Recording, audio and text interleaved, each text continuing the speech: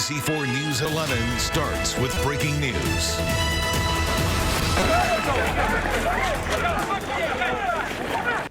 That breaking news tonight, another night of unrest in downtown LA. Reports of bottles, rocks, and fireworks met by tear gas and batons, all amid a stern warning tonight from President Trump. What started as a peaceful protest against ICE becomes night number 2 of tensions boiling over. I'm Jonathan Gonzalez. I'm Kathy Vara. Just in the past half hour, we have seen dozens of people detained by LAPD. Our news chopper 4 has been up over the scene all night. About 5 p.m., people started squaring off with federal officers in front of the federal building. Hours later, around 9:15, the LAPD issued a dispersal order and declared an unlawful assembly at 9:20. At 9:40, we saw fireworks. And now, News Chopper 4 is up live overhead. You can see the LAPD officers still separating and detaining groups of people. This is at Alameda and Temple. It is much calmer now, though, than just an hour ago. We'll continue to monitor this overnight. We'll bring you updates as soon as they come in. Meanwhile, President Trump is commenting on the federal response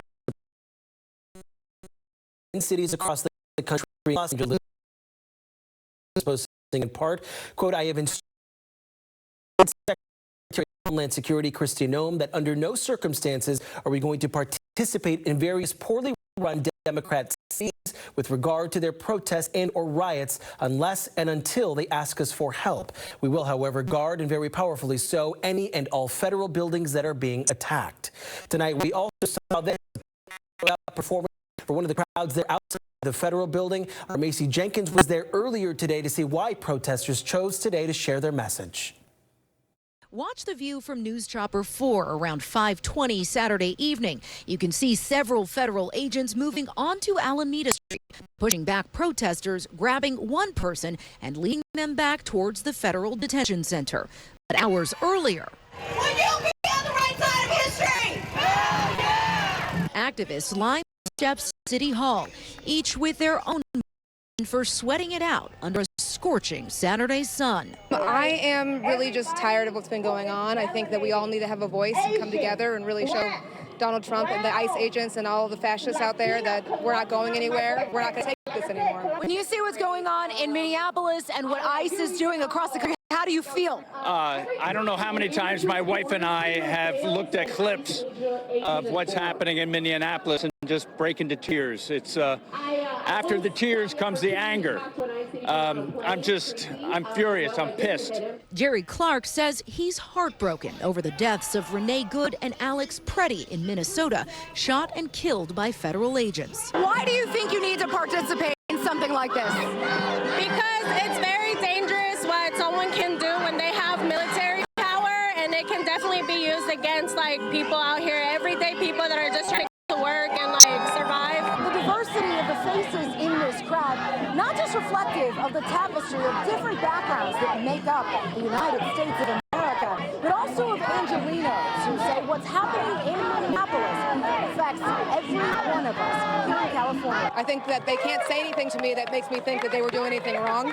Alex Preddy has a Second Amendment right. He was flexing that, and that's all there is to it. Becky Wilder says she feels democracy is in danger. I'm wearing a monarch butterfly because there's only one monarch in our U.S., and that's the butterfly. Nothing else. And she's determined to represent what she thinks it means to embody Christian values in America. Are you a Christian? Yes, I am. What do you think Jesus would think of what is happening? He'd be very sad. He'd be standing here now protesting. He went into these areas and he said, do the right thing. I talked to two 16-year-olds years away from voting in an election who say showing up and speaking out matters more now than ever. Why are you here? I'm here because I'm annoyed with the president and the that he's doing to the people in our cities. I think it's disgusting. Because I'm not going to be complicit and like just live in my house because I'm going to be okay when I know people aren't. Reporting in downtown Los Angeles tonight, Macy Jenkins, NBC4 News. A federal judge has ordered the release of a 5-year-old taken into ICE custody in Minnesota earlier this month. You may remember this photo of Liam Ramos taken into federal custody on his way home from school. His father was also detained detained. They were both transferred to a facility in South Texas. But today, a judge ordered the Trump administration to release both of them by Tuesday. There are new details tonight on the police pursuit of a murder suspect that ended near LAX. It closed off and ramp at the 405 and the 105 interchange in Hawthorne. Deputies in Ventura County tell us this all started in Camarillo just before noon when they found a man with gunshot wounds. They tracked down the suspect's car and a chase began. They say he was driving more than 100 miles per hour at times.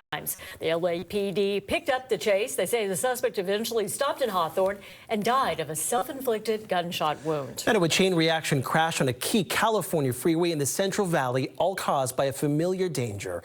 Dense fog led to yet another pileup of nearly 60 vehicles this morning along Highway 99 going through Delano. The crash closed both directions for hours, finally opening up around 4 p.m. today. A total of 10 people were hurt. Officers reported visibility down to only 100 to 200 feet in that area, which is especially prone to what's called tule fog that forms on the ground this time of year. There was a 49-car pileup just this past Tuesday. New 11, a new measles case in Southern California, and it comes as we're seeing the highest reported measles cases in the United States for the month of January in 26 years. NBC4's Tracy Young has been tracking our local cases and this concerning trend here. She joins us live in our newsroom with more details. Tracy.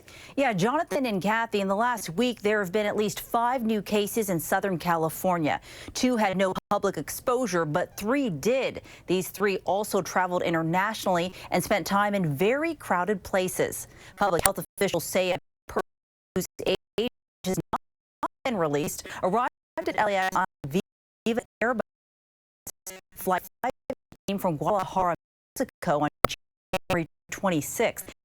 They spent time in the LAX Terminal B from 10:45 that evening to 1 a.m. on January 27th. Also, 20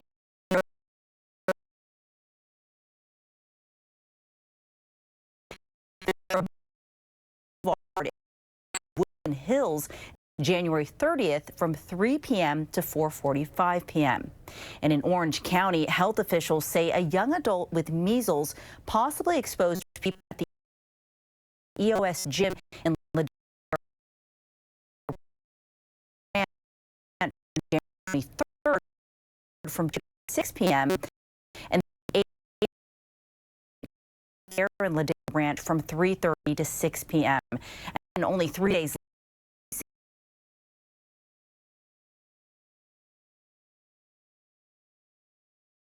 same clinic on January 26th from 5 to 7 p.m. Another person in Orange County with the measles whose age has not been released traveled to Goofy's Kitchen at the Disneyland Hotel on January 28th from 10:30 a.m. to 1:30 p.m. and then to the Disneyland Park and California Adventure from 12:30 p.m. to closing time. If you think you've been exposed, health officials say people may be at risk of developing about 7 to 21 days after exposure. Those without the vaccine should monitor themselves for symptoms. After 21 days, they're no longer at risk. Measles spreads easily through the air when an infected person breathes, talks, coughs, or sneezes. And that virus can stay in the air on surfaces for months. Here's what an emergency room physician explained about the infection and the exposure. This has the side effects of it can kill you by causing things that they don't want. So right now, those that are not getting vaccinated are going to be not only exposed more often because there are people that have the measles, but then their body is going to be strong enough to fight that off. The measles vaccine is really, really effective. It's just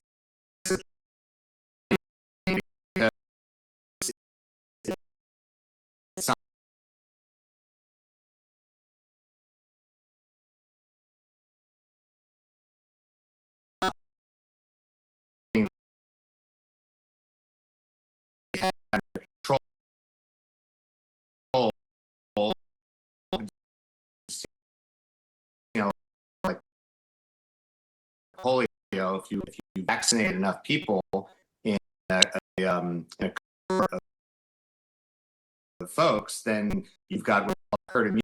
You're just not getting infected because you're not getting exposed. As of January 9th, health officials say a total of 588 measles cases nationwide have been reported this year, which is the highest number of cases in January since 2000, with the United States nation status. Reporting the live newsroom, back to you, studio. Great, thank you. Turning now to our weather, I look for a little bit more like June or July. Kelly Moody track. Now first look.